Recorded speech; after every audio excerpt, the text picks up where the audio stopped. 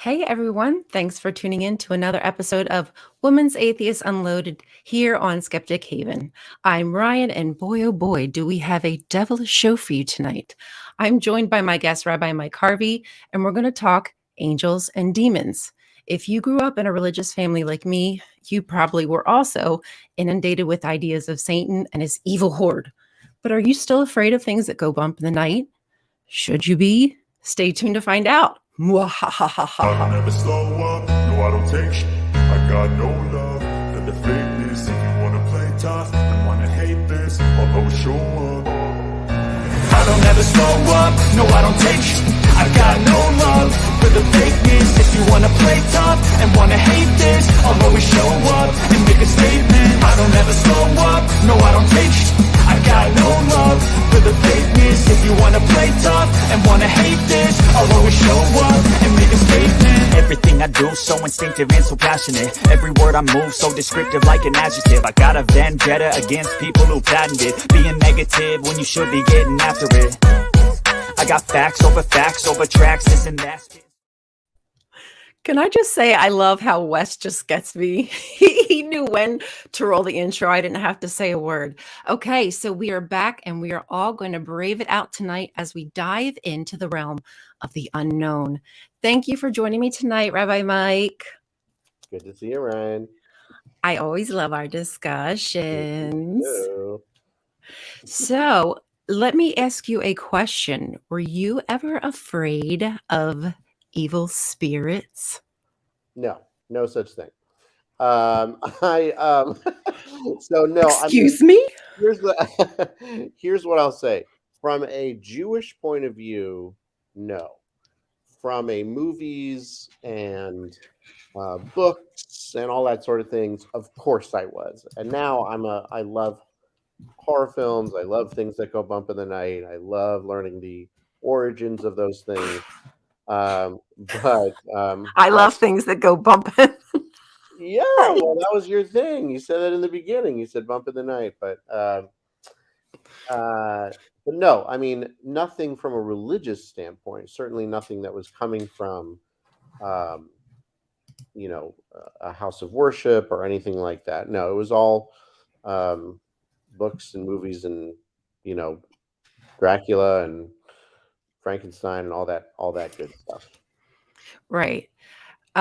I think that I see some friendly faces in the audience who would also agree with me that they grew up in fear of terrible things watching over us that actually could even read our mind. That's how powerful they were. And that's how deep and like intrinsic this stuff was with the culture inside of, not even just the Jehovah's Witnesses, but many of these high control religious groups. And I'm sure you can concur that there's a reason for that.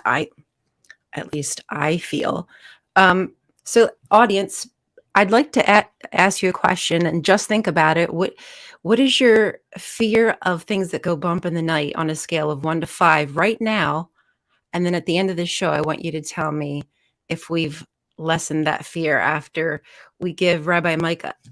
I would like you, if you wouldn't mind, maybe give us an idea of how you think these ideas formed. I'm guessing they probably mostly, like the concept of angels mostly formed during, was it exile, would you say? Or do you have a time where you feel like they started to be conceived? Oh, well, I think that, archaeological evidence and scholarship have shown us that the ideas of multiple deities, evil beings, demons, messengers of some kind existed within the ancient Near East far before exile, certainly pre-exile. They certainly were also reinterpreted and understood differently once Judaism got a hold of them, as we've spoken up before. How the Torah and the Tanakh sort of took in other Near Eastern rituals and Near Eastern stories and legends and spun them to get into the ideological overlay of eventually monotheism and that sort of thing. And that turned into a whole new era of ghosts and angels and all kinds of witches and all kinds of fun things that existed far into the rabbinic times, or you can read into Mishnah and Midrash and Talmud, things as late as the 5th century CE, talking about the existence of demons and angels and dead rising from the grave and all these sort of great stories. From a fear point of view, where people actually believed in them and they were from a really fear point of view, that is an ancient idea that we see remnants of in the Torah, which means it's very, very old. As it got further out, and once all that stuff was sort of removed and sort of coded over, by the time you've got to 5th century stuff, they're just good stories, at least most of the time. But the ideas of demons and angels and things were very real for the authors of the Torah and the Tanakh, and the ancient Near Eastern legends were believed and understood, very much so. And as far as in my religion, we talked a lot about angels, but we were cautious not to be too, I don't know, we didn't want to idolize them, because then that would take away glory from God. But there seems to be angels that they each have their position, I guess, and their own duties. And I wonder, I mean, this is at least my question. When you have a God who can do all things, what's the necessity to have, and I don't know if that's even a question you can answer, but why need them? Right. And what we see is a transition from a polytheistic, the sort of coalition of gods, to a God that works with all kinds of other spiritual beings, to ideas of guardian angels and messengers and their restrictions that are controlled by God. And then again, it just sort of eases out into like little nice little stories. But there were rules, there were understandings of what angels were. There were rules about, when they come, what you can ask them, what they can and can't do. They're under God's control. That we see that very much in terms of the Torah and Tanakh. We see remnants of geographical locations, times of the day or the evening when mystical beings would come out, or where they would live, places to avoid, things to avoid, that eventually moved into sort of supernatural, not really, sort of like old wives' tales, things like that. Okay. But yeah, absolutely, it's all there, and you can see the influence of it all, and you can see pretty much a transition. If you look at the right texts, you can see what the schools of thoughts were, what they tried to do with it, and eventually, what happened to it. Because to answer your question, eventually, God did become omnipotent, right? God wasn't always omnipotent in the beginning, right? And in the end, God did become omniscient. God wasn't always omniscient or omnipresent or whatever it is. God did need helpers, or God, text doesn't make sense without an idea of, you had to choose between, is it polytheism or is it monotheism with angels, or is it like you have to, eventually you couldn't explain away some of the texts without getting into the ideas of either,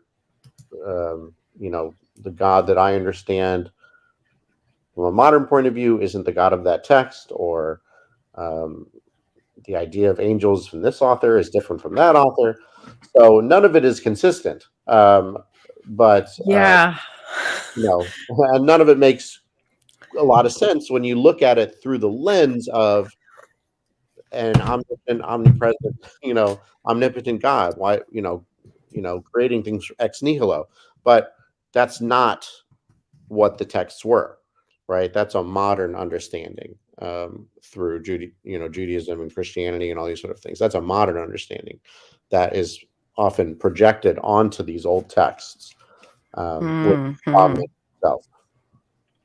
So, for instance, when you mention how this all stems from needing to move away from polytheism into, you say also monolatrism.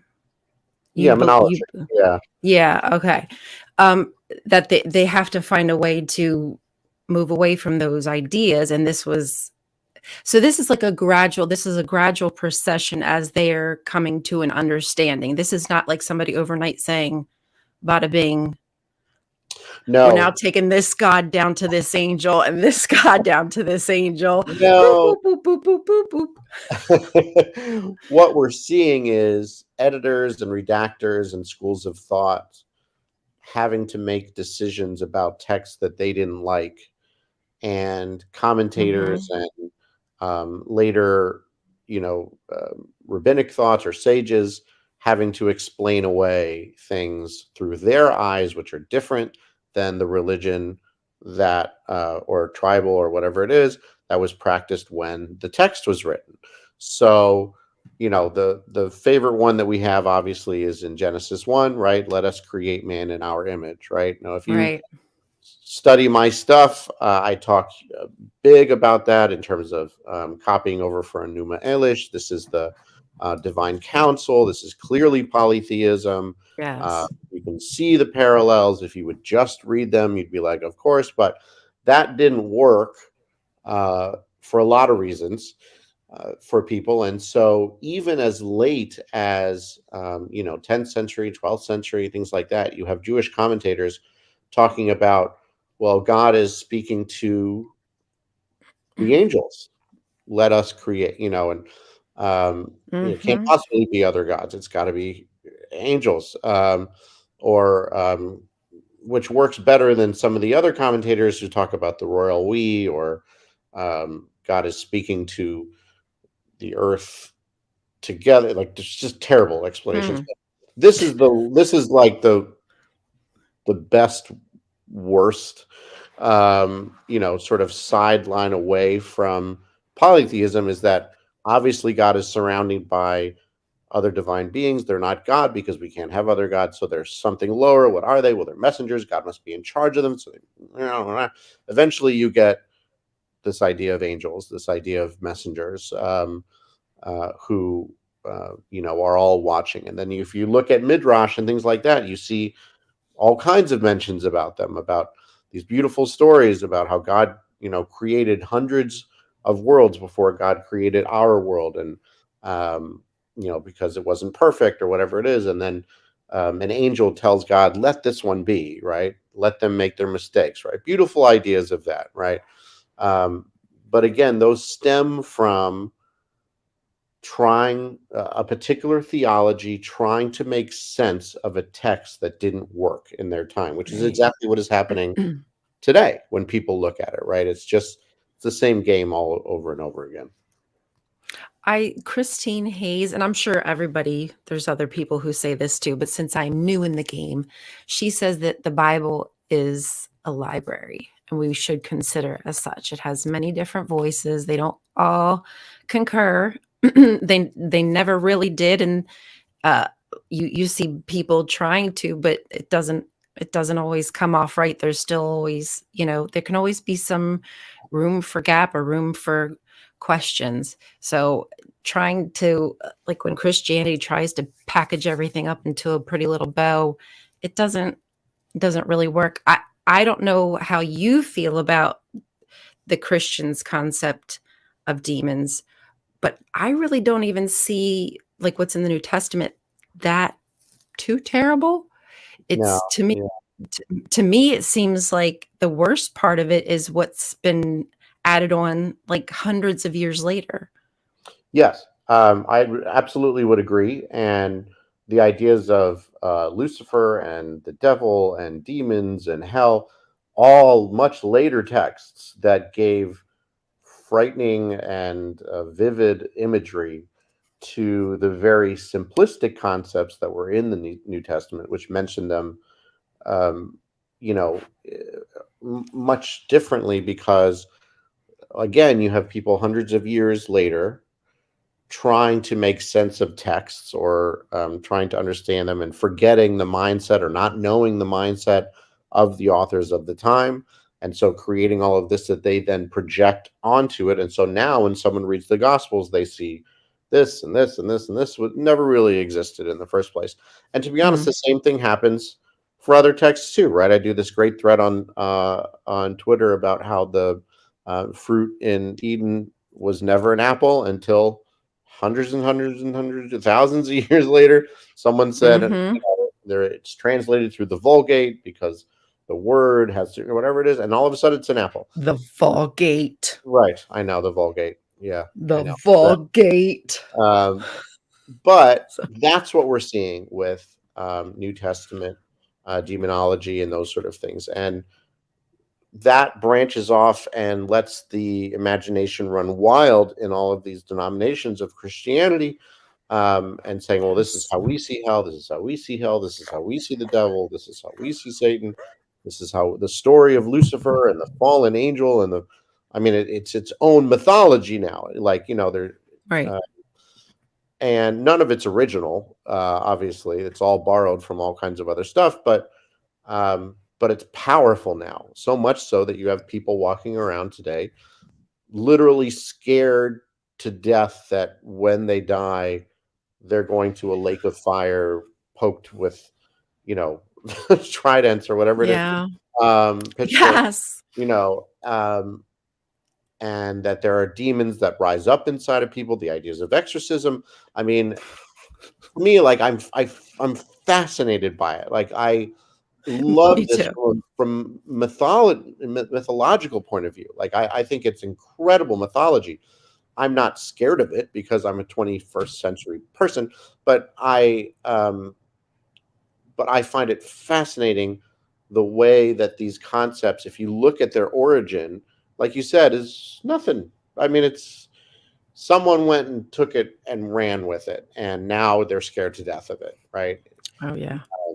So I think it's cool, but a lot of people are honestly scared. And I'll tell you the story of just briefly of when I was working in the hospital as a chaplain, and I was working in Riley Children's Hospital here in Indianapolis, and I was talking to my unit sort of supervisor, and she said, one of the parents or something like that of this patient is worried that the kid is possessed or has demons or something like that. And I said to her, awesome. And she goes, no, it's not awesome. It's serious. And she started lecturing me about how insensitive I was. And I was like, what? Oh, sorry. Like, I thought that was the coolest thing I've ever heard because it's such bullshit. Right. But they were like, no, there are people who are deathly serious about this. And there are staff who were superstitious, and there were people who wouldn't go into the room or go near. And I was just like, holy crap. Like, I apologize. I didn't realize what TV show I was living in, but I thought it was like, great, let's go see this crazy kid. And, I can't wait to write about it, but that's how serious it was that and how separated it is that people are ensconced in this idea of demons and the devil. And I'm here on the outside going like, huh, cool. Right. You'd have no problem walking in the room. It wouldn't frighten me a bit. Like, hey, no problem. Bring it on. I think that's awesome. Because I'm a 21st century intellectual who thinks, this can all, like, give me a break. I have more important things to be scared of than that. But apparently it's deeply rooted, certainly within the Christian world, in real fear and real superstition and real emotional reactions by people, real people who are out there, not people with tinfoil hats, people who you're working with, people who, they've got trigger buttons that you mention it and they react. And that's how powerful this stuff is. Oh, yeah. Yeah. When it came to even like we were taught as Jehovah's Witnesses, somebody asked earlier in the chat, as Jehovah's Witnesses, we were taught even just by talking about them thinking about them, watching movies with demons in them, or listening to music that they considered to be demonic, what have you, would entertain the demons and let them know that you were interested. Right. You know what I mean? Yeah. Basically, like they knew you were down to clown. So Right. Right. I mean, again, I find that fascinating. The idea that you could build a structure around the idea of fear and what that might mean in terms of obedience and what you need to do, how powerful it could be. But if for me, it's all historical. It's all like, you don't, the ancient Israelites didn't go near the waters at night because of river demons, right? And now right. we're like, now we can go swimming at night. That's not what I'm worried about. I'm worried about sharks or alligators or whatever, but or a drunk guy on a boat or whatever. But it's not river demons. And but in the same way, there are people in the year 2022 that do have real fears and real, like, this is part of their narrative. Again, when I was a chaplain, this was years ago in Louisville, I was in charge of post-surgery, and I went into someone's room and I said, "How are you doing?" And the guy goes, "Pastor." He called me pastor because he'd never heard of a rabbi. And because we're in Louisville. What's that? And he goes, "Pastor, the devil got in my back." And I was like, "I'm sorry. I'm sorry to hear that. I don't know but that was his real narrative that, or you could hear people who had sleep paralysis, right? And they still say it feels like the Oh, devil's yeah. sitting on your chest, right? Mm-hmm. You're Yeah, I know all about it. Okay, so it's part of people's real narrative, and to me, it's fascinating intellectual exercise, but to others, a large amount of people on this earth, billions of people probably, it's a real part of their lives, and that to me is also strange, but also intriguing as to the human mind and how things can be attached and last. And your experiences speak to that. I mean, of real fear, real control, real understanding of that, isolationism, sheltering, all that stuff, all parts of it. Right. Well, oh, everybody. It sounds like we have a little advertisement coming up. This Friday, just so everybody knows, we have what we call the Myth Special. It's our Patreon jive, and we would love for you all to join us. Is Santa coming? Why, yes, he is. And we're going to have a bunch of hosts, some great people. Do I need to read them off? Can you read for yourself? I'm sure that you can, but you're going to want to come and watch us make fools of ourselves, but also educate you. Doesn't that sound fun? I'm sure it does. So speaking of sleep paralysis, because that was kind of what made me feel like demons were real, because I would have really bad cases of it. And my daughter has it, my mom has it, so I'm Yeah. guessing kind of like genetic. Mm-hmm. But yeah, I remember, like, you kind of wake up and you just feel like you can either see somebody at the end of the bed Mm-hmm. or somewhere in the room and you can't move. Right. But I tell you what, once I started to realize, like, okay, all this stuff is myth. Like, this was humans trying to make sense of what was happening in the world surrounding them, and they didn't understand, and this was their way of making it make sense. But anyway, I watched this YouTube video about now I can't remember because I'm not a brainologist, but it went into the whole scientific reason of how it happens. And I tell you what, like, when I do have those episodes of like sleep paralysis, which are far and few between nowadays, I don't know. I'm not afraid anymore. I just kind of like, okay, well, you just got to keep trying to wake yourself, because it's uncomfortable because you're awake, but your body's not moving. And I get myself out of it and I'm not afraid anymore. I don't think that somebody's in my room watching me. It's wild how that stuff just, I don't know. It really changed who I was as a person. Like, it made me so fearful of everything. Like, to think that somebody's watching you every second of the day to see, like, if you're down to clown. That's freaking weird, man. That messes It is. mental. If you look into sleep paralysis, it's great.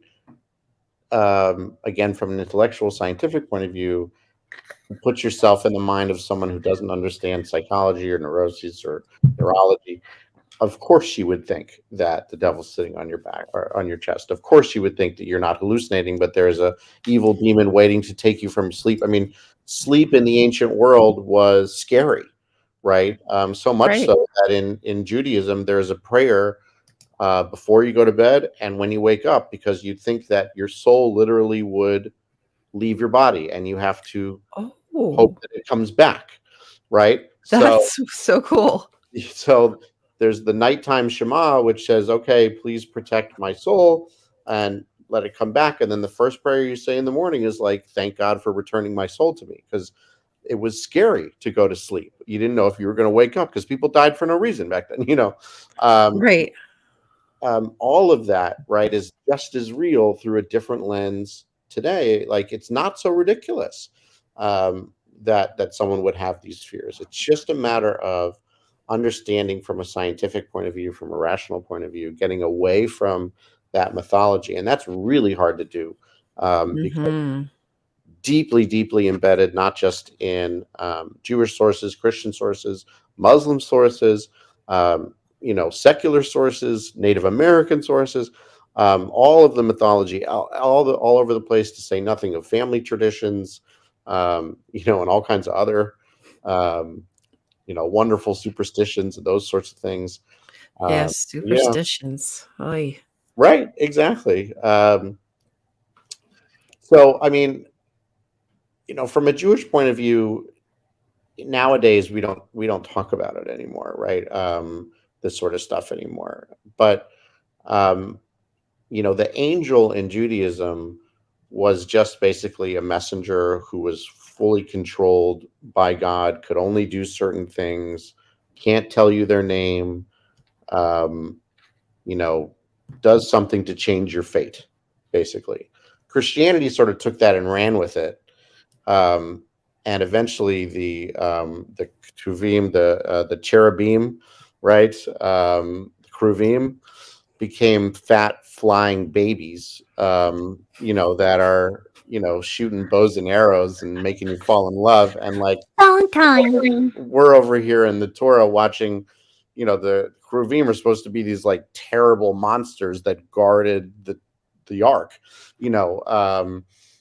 And in terms of angels and guardian angels and all that sort of stuff, again, Christianity took it and ran with it, and now you have all this sort of modern stuff. But Right. what are you gonna do? Um, Going back to, we had done a show a while back. I think it was like Monsters in the Bible or something like Yeah, that. But we had kind of gone over some of like the angels and whatnot. yeah. And I think we talked about one of the angel stories, and I can't remember. I think it's in Kings about the death angel. I don't know if it was the angel of death, but it was some kind of angel who overnight killed 180,000, I believe, Assyrian Oh, soldiers, I supposedly. I need to look up exactly where that is. But what you're talking about is the Mashchit, basically this destroyer. Yeah, Angel of Death yeah, has now that's the become name. right. This again, and I'm going to try not to go on such a rant, but like, we have to break away from these sort of like puppies and rainbows from kindergarten. We're taught it's called the angel of death because you wouldn't understand what Mashchit, the destroyer, would mean until you're much older. But now you're much older. So I'm like, stop saying angel of death. But like, that's how good people know it as. Same within the Passover story. I learned it was the angel of death. What a terrible name for something. How, Right. that's a terrible name. No, the You're angel, not wrong. It is. It is. terrible, scary name. I would rather them tell me it was a destroyer. But in any case, yes, this was, at least according to particular sources within the Tanakh, one of God's useful tools, basically, that if God wanted to destroy something, whether it be Sodom and Gomorrah, pharaohs in Egypt, or Assyrians, or whatever it is, this would be the being or messenger that God would use, right? Right. And So they're God uses these, he right. uses these beings. Can I ask you, I've probably done, like, I don't know, several videos on it, but Habakkuk, oh shoot, I probably should pull it up. Habakkuk 3 verse 5, where Yahweh is marching, and he marches with pestilence, pestilence, and oh gosh, he calls it two different names, but I believe it's supposed to be like a demythologized version of Rashef. What's the verses? Give me the verses. Habakkuk 3:5. And I'm just going to double Oh check. yes, there we go. Okay. The English, which we all know is just I know. pestilence marches before him, and plague comes forth at his heels. When he stands, he makes the earth shake. When he glances, he makes nations tremble. Awesome. I know, right? That's so cool. Habakkuk isn't my forte per se. It's a very weird prophetic book, but let me take a look here. So the word dever, which we know dever is pestilence, and we know that even from Exodus. That's one of the plagues is called dever. Right. So some sort of pestilence, and then so Reshef, which is plague or something like that. Reshef, and so these Hebrew words, right, dever and Reshef and things like that, like many, very easily could have been and are often recycled names of other Near Eastern gods or Near Eastern beings and that sort of stuff. We see that all the time. It's super awesome. How it that is. happens. Because it kind of makes me, because I don't know, I enjoy like seeing the Pantheon together. I guess just kind of like I would enjoy, like I've said to you before, watching movies of other different pantheons that have been like made into movies. But I just imagine, Yahweh marching along with like his brothers into battle, like we got that. And I just think that's freaking amazing, because that's probably how it was seen at one time. Right. I just enjoy that. 100% agree. I think the Pantheon is badass.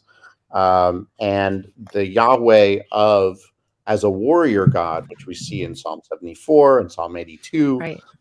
is a bitchin' god. I mean, this is a warrior dude. And people forget what hosts are, right? When you say God of hosts, right? They're like, these are not people inviting you to dinner. Hosts are armies.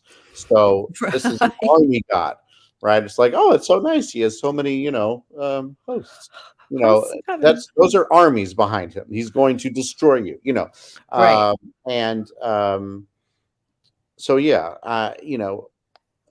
by the way, I'm also looking at, it's 2 Kings 19:35 that you were looking at.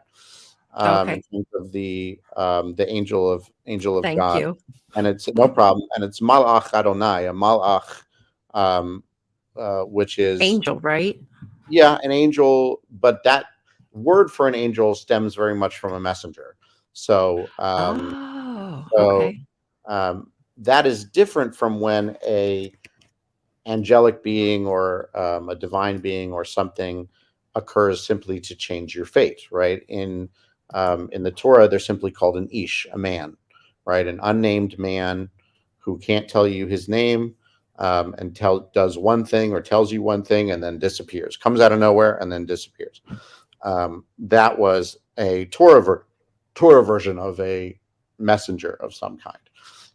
This was the one that a kind that Joseph encountered, and telling him that his brothers were in Shem, right? Right.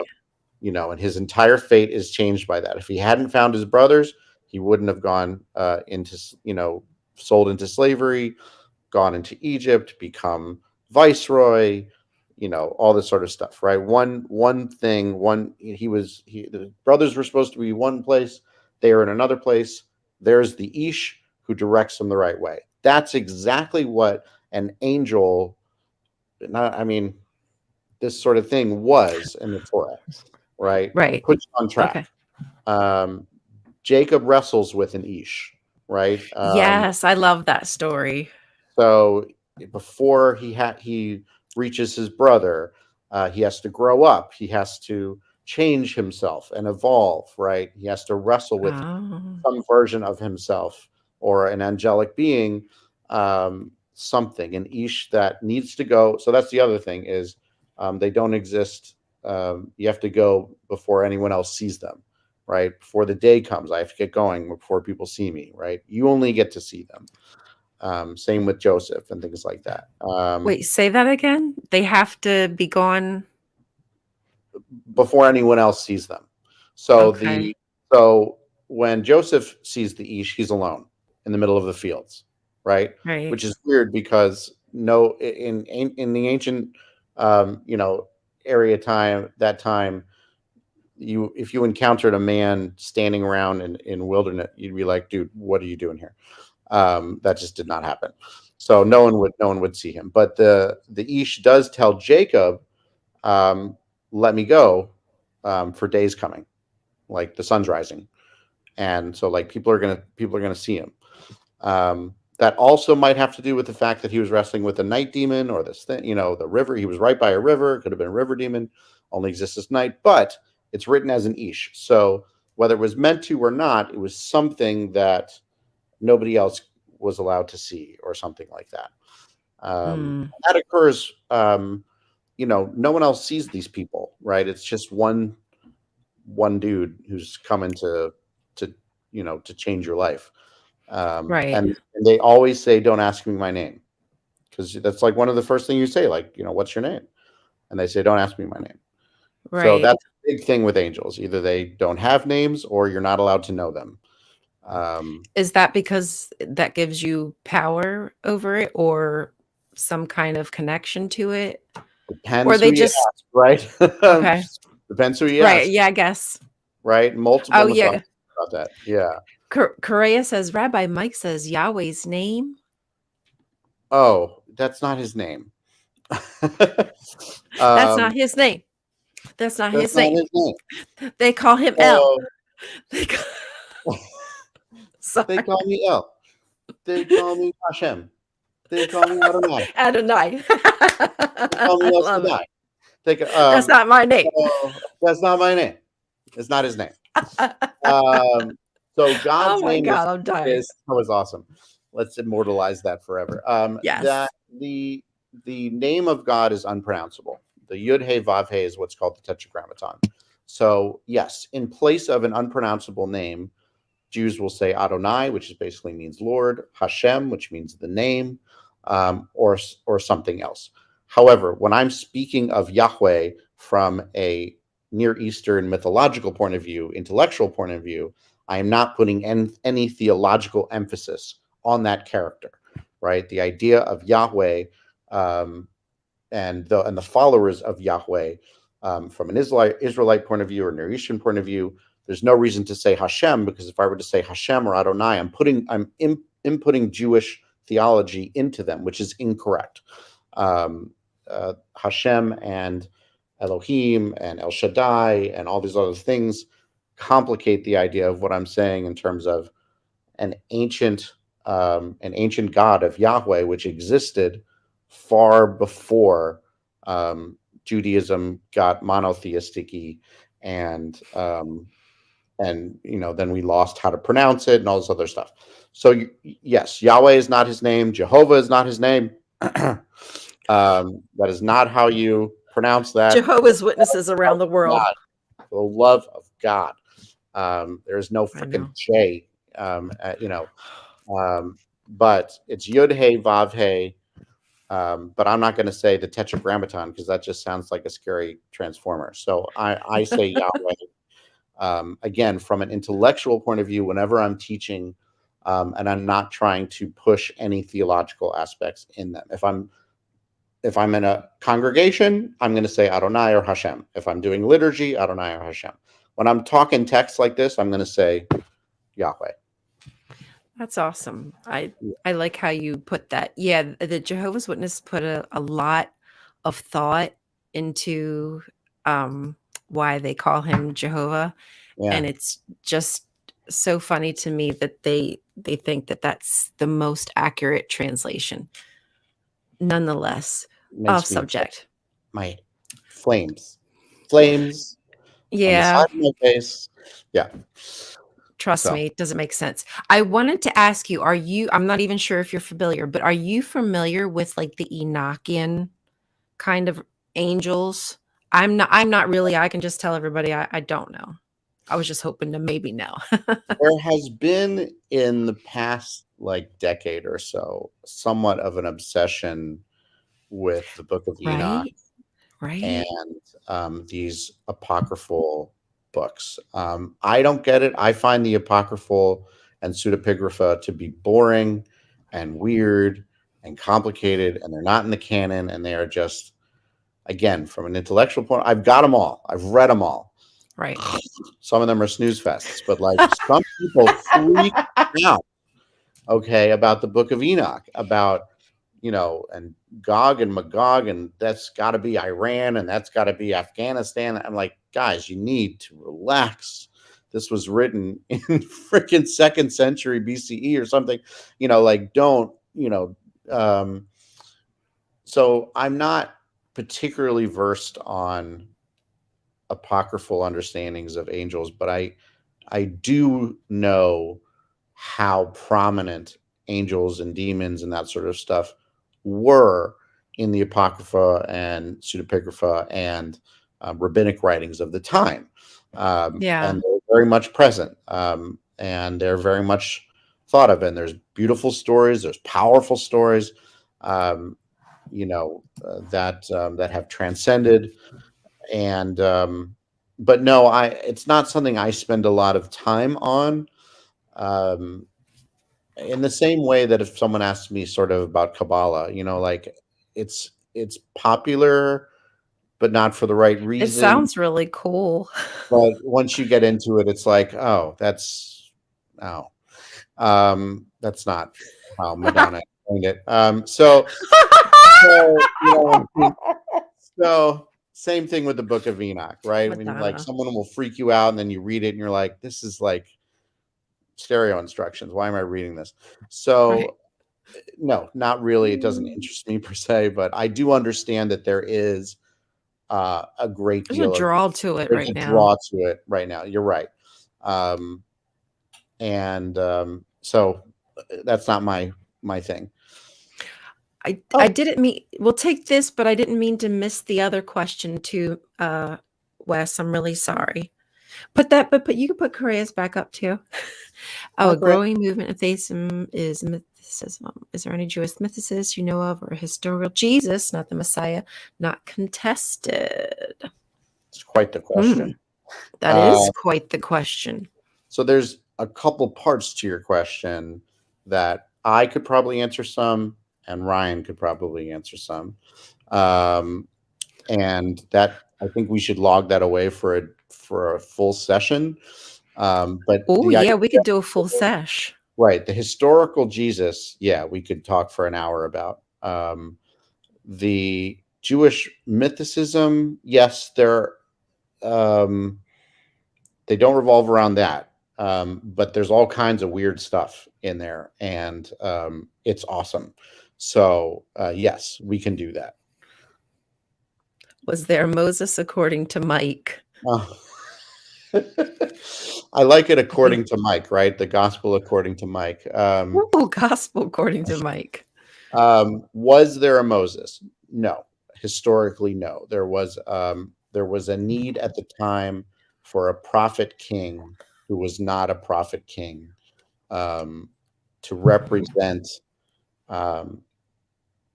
aspects of leadership and exile and those sorts of things. Moses is a very late invention.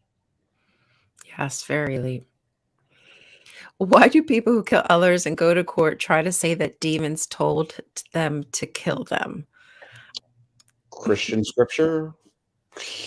Yeah. I think they're hearing something at church. Yeah, or they've read like Dante's Inferno or right. something like they're reading fan Well, I fiction. think also, I think it's important for us to recognize that severe mental illness plus fundamentalist Christianity is a dangerous combination, because Kanye West. yes, a wonderful poster boy for the dangers of mental illness and Christian nationalism. But when you do have things like schizophrenia, and you do have auditory hallucinations, or you have those sorts of things, and you combine it with the very scary and understood ideas of demons and angels and those sorts of things, you start to again, through the mind from a psychological point of view, that makes sense, right? That and it becomes even more scary, and it expounds upon itself and becomes worse and worse. And so the worst thing for people with severe mental illness is a church. Right. Tell what their mental illness really is and scare the crap out of them, instead of a secular person saying, this is what your mind is doing, this is how we get rid of it. Yes. So I've seen and heard and read about just horrible stories of those combinations. And so what you get is people who become homicidal, suicidal, and wreak havoc because of this combination of, again, I want to be very serious about, we're talking about serious mental illnesses, combined with these very scary and sheltered and powerful and forceful mythologies that are being sort of projected onto them. So that I think is as good an explanation as any, anyway, that I can give. That's just one big circle jerk, man. Yeah, that's one big mind. I mean, I don't know why I have to say things in like 7 sentences, and you can just say it's just a big circle jerk and make it sound just so much better. No, but really, because I just like, oh my God, I just think of myself as a kid, like, and that's why I just want to talk to people and tell people, like, you're okay, like, it's okay. You probably just need to talk to somebody. You probably need therapy. You might even need medicine. That's okay too. But it's like a lot of it is situational. For me, a lot of issues I had was situational, and it was because I was inundated with ideas that it didn't make sense, but it made sense because everybody told me it made sense. Everybody who knew better that I looked up to said it made sense. So I guess it made sense that it was just me. I was the dookity doot doot, right, circle jerking it up in my head. I mean, that also, I mean, you and I have spoken about this a lot, is that when you're surrounded by sort of a narrow street of people, she does, doesn't she? And yes, by the way, you're invited. Rabbi Hannah's invited. I'm going to invite you. Yes, is the answer to that. Even though it's not my show, I'm just going to say yes. Rabbi everybody's, because I love them. So, but yeah, I mean, that's you have to remember how easily a child's mind or a teenager's mind, when they're still developing, how much trauma you can really put onto someone and change their brain chemistry and all kinds of issues with anxiety and depression and fear. And so, I mean, how vulnerable people are at their weakest. And when particular predatory religions come in with answers, it can lead to disaster. And so being surrounded by people who tell you things and you think, I must be crazy. You're not crazy. You need to leave. You need to get out of there. And You need to leave. you need to leave. You need to leave. I love hearing on my Twitter feed and elsewhere, people who have broken free or escaped and are now happier and stronger and are trying to deal with that trauma, in a productive way. But there's many people who are trapped in that and don't know they're trapped. And it's hard. It's hard to see, and it's heartbreaking. Yeah, it does. Because I still have people. I have people in my DMs all the time who say, like, I still, like, even though I've left, I still have fears. Like, I'm still afraid. And I try to give them good sources, or I'll try to explain things to them as best I can. And, over time, I think it can get better for people, but I definitely recommend, like, community first off, having the ability to talk to other people who know exactly what you're going through. Like, that has been a godsend. A Yeah. godsend to me, because I just always felt so weird. And I know I'm weird, but like, I felt alone and weird. And now I kind of feel like I found my weirdos, and that just, it makes you feel better. Even when you have your moments where you're like, oh my God, is that Armageddon?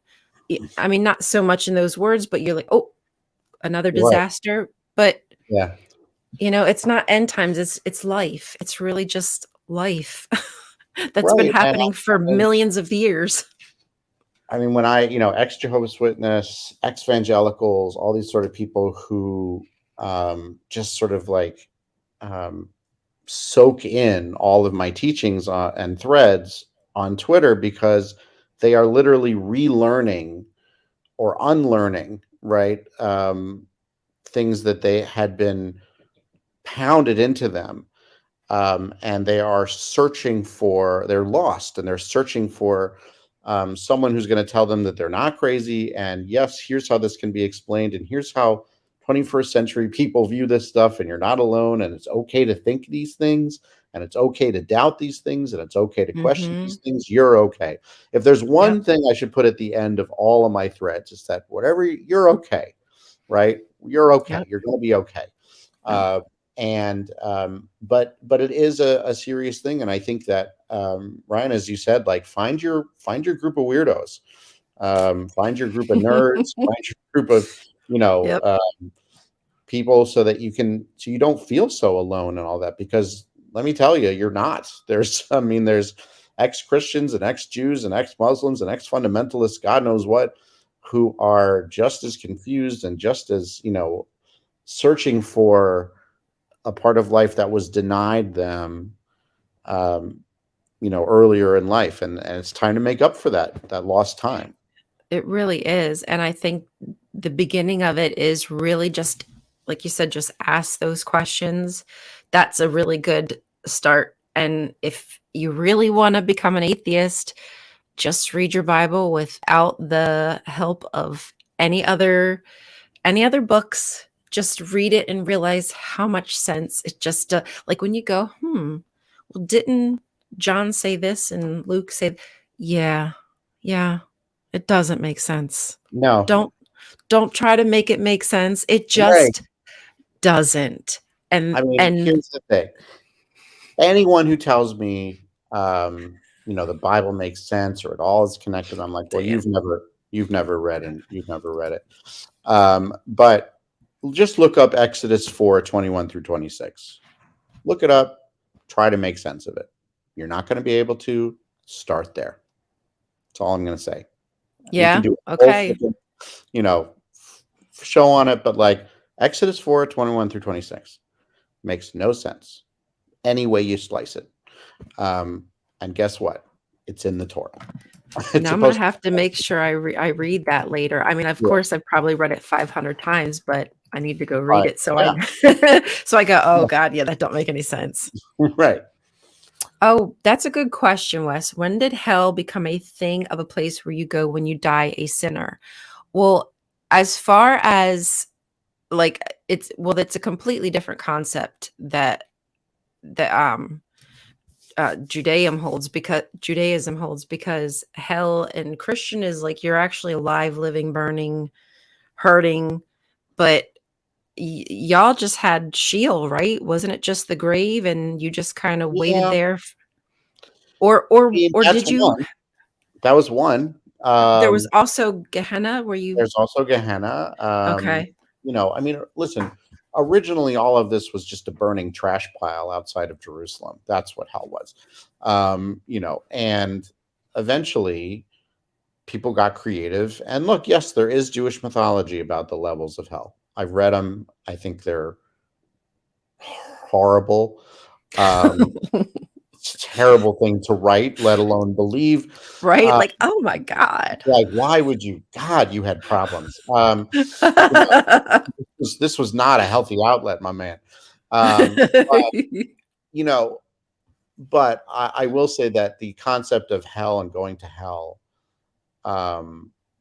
that only exists in a very, very small ultra-Orthodox section of Judaism. And even within that is very, very small.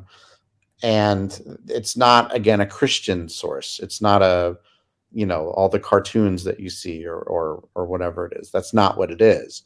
For the most part, what I always say is that when someone asks, where do you go where you die? Jews say, we don't know. We don't care. There's a lot to do here. Let's focus on here, which is the number one distinction between us and Christians, honestly, because Christians think they're just like hanging out until, eternity. This is the waiting room. Right. Eternity. You guys know how long that is? Like, yeah. It sounds like a nightmare. It sounds like a nightmare. Yeah. I'd rather take reincarnation than like hanging out in the same spot. Eternity.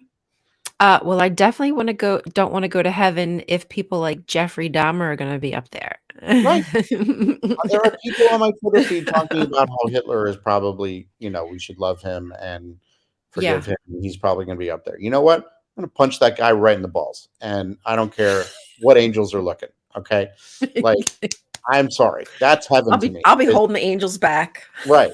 That's heaven to me, is punching Hitler in the balls their wings over and over again every day.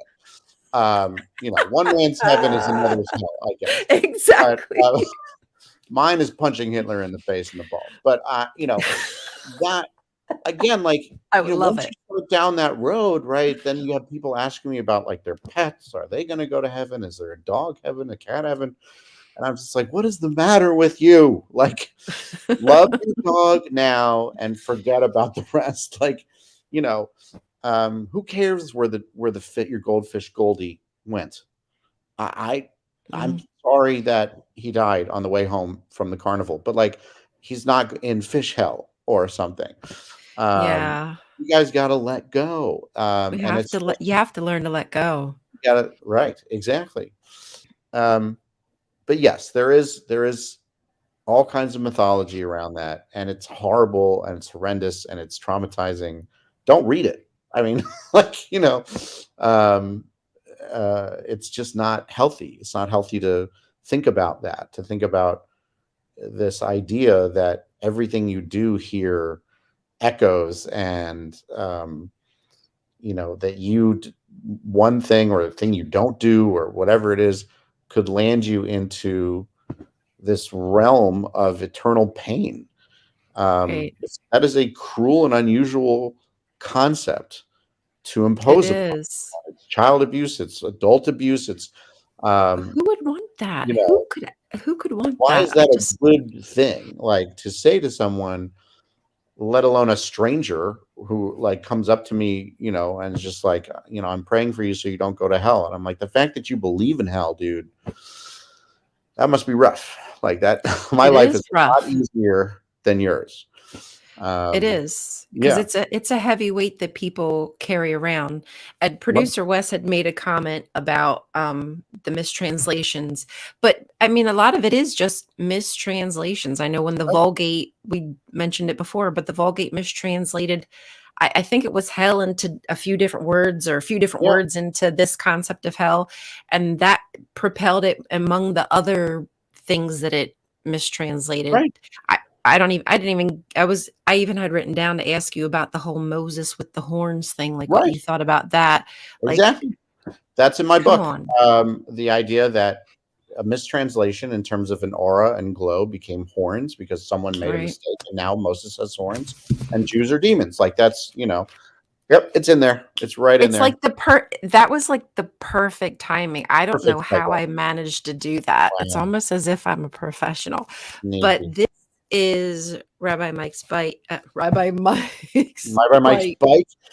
You'll want to write it. This is my book. Look at that, looking so beautiful and shiny. Beautiful. But you all, we're hitting the 1 hour mark. So if you have questions, you got to get them now because we're going to want to wrap up.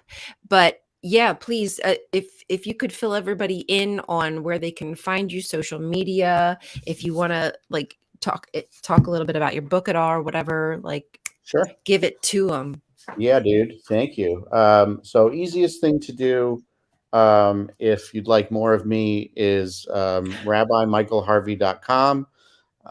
Or if you really want more of me, on Twitter, at Rabbi Harvey, because I don't shut up. So if you want less of me, don't follow me on Twitter. You're a good tweeter. You're a good tweeter. Yeah.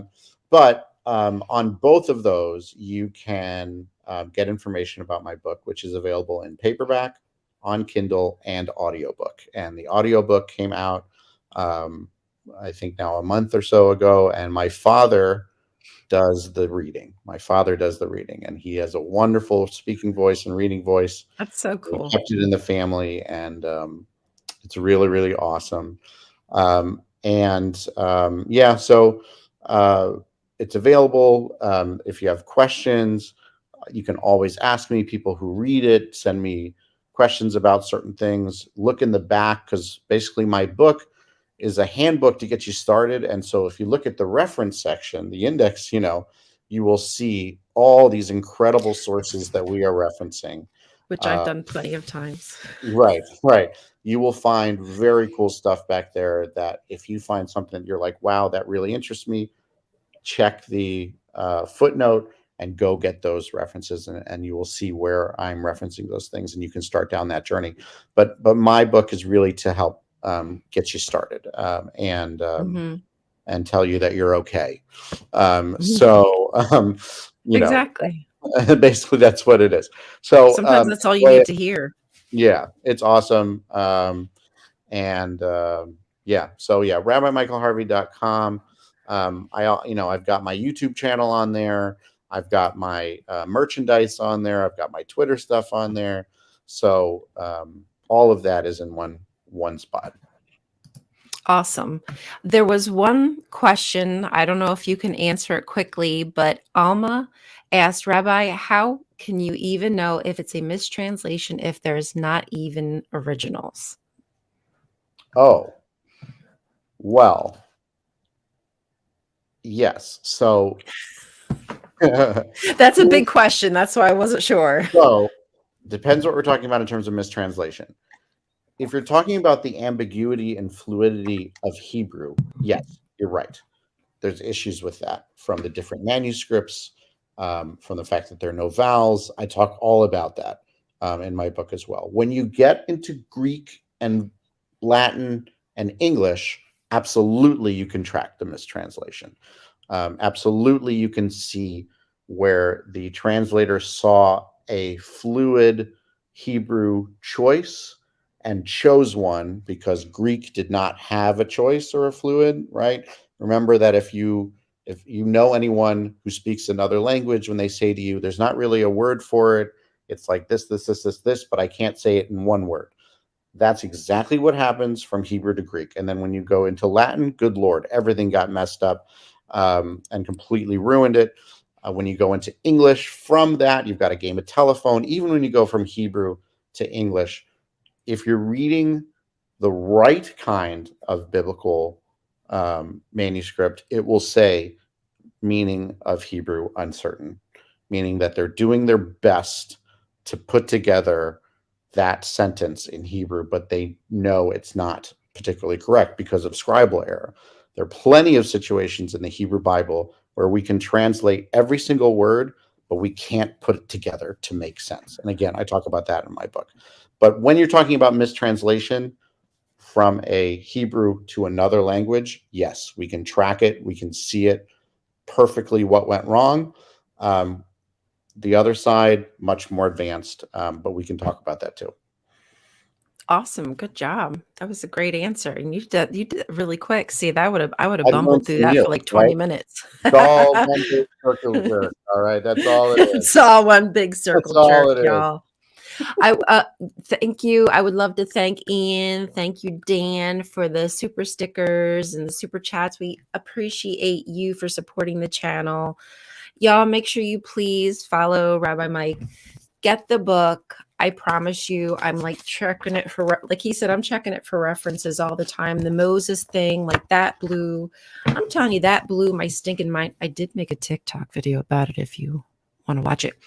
But you all know where to find me on TikTok. Where am I? Oh, Tax the Churches. And I need to make sure that I thank the Patreons that help support the show because we just love you all so very much.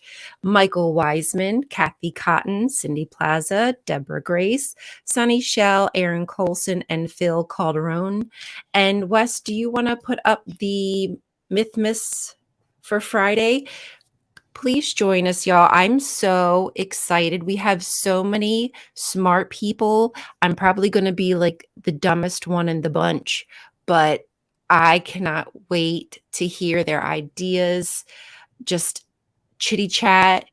We're going to have music, dancing, games. It's going to be amazing. Please come join us.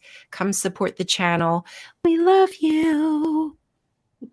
I don't ever slow up, no I don't take shit. I got no love for the fakeness. If you wanna play tough and wanna hate this, I'll always show up. I don't ever slow up, no I don't take shit. I got no love for the fakeness. If you wanna play tough and wanna hate this, I'll always show up and make a statement. I don't ever slow up, no I don't take shit. I got no love for the fakeness. If you wanna play tough and wanna hate this, I'll always show up and make a statement. Everything I do so instinctive and so passionate. Every word I move so descriptive like an adjective. I got a vendetta against people who patented being negative when you should be getting after it. I got facts over tracks, this and that. Spitting slow, spitting fast, I could roast, I could gas. Think I'm okay at last.